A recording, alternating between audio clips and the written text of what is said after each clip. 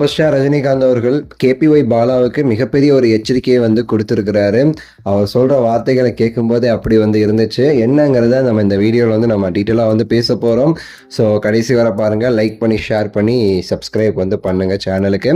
So உங்கள் எல்லாருக்குமே தெரியும், சூப்பர் ஸ்டார் ரஜினிகாந்த் அவர்கள் எந்த அளவுக்கு வந்து உதவி செய்கிறதுல வந்து வள்ளல் அப்படிங்கிறது. பல உதவி அவர் வந்து செஞ்சுருக்கிறாரு. பல லட்சம் பேர் அதில் வந்து பயனடைஞ்சிட்டு இருக்காங்கிறது நம்ம வந்து கேள்விப்பட்டிருப்போம். நிறைய பேர் அதை வந்து ஓப்பனாக சொல்லியும் இருக்கிறாங்க. ஸோ அதே மாதிரி இப்போ கேபிஒய் அவர்கள் வந்து நம்ம பாலா வந்து பல உதவி செஞ்சுட்டு இருக்கிறாரு. ஹாஸ்பிட்டல் வேற கட்ட போகிறேன்னு வந்து சொல்லிக்கிட்டு இருக்கிறாரு. ஆனால் ரீசெண்டாக அவர் வந்து மாட்டிக்கிட்டு முழிக்கிறது நம்ம எல்லாருமே பார்த்தோம். பலருமே சரி அவர் மேலே பல வங்கமான வந்து குற்றச்சாட்டுகளை வச்சுட்டு இருக்காங்க. பாலா அவர்கள் வந்து அந்த கைக்கூலி இந்த கைக்கூலின்னு சொல்லிட்டு வந்து இஷ்டத்துக்கு அவங்க இப்படிலாம் பேசிட்டு இருக்காங்க.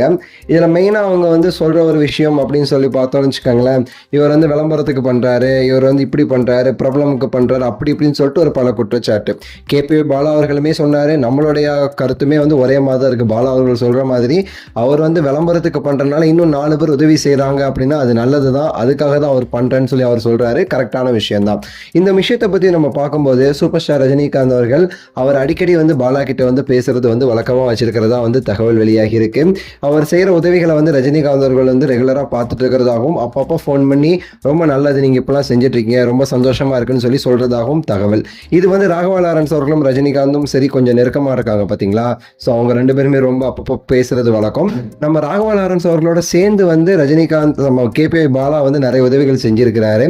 அதனால வந்து ரஜினிகாந்த் அவர்களுக்கு வந்து இது வந்து போயிருக்கும் தகவலா, அதனால தான் அவர் வந்து கேபிஒய் பாலா வந்து வாழ்த்துறாருன்னு சொல்லிட்டுமே பலருமே சொல்றாங்க.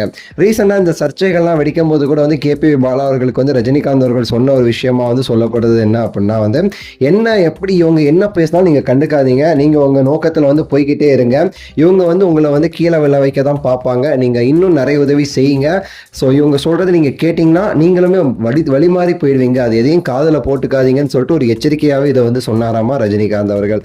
ஸோ வந்து இதெல்லாம் வந்து ஒரு விஷயங்களாக வந்து சொல்கிறாங்க.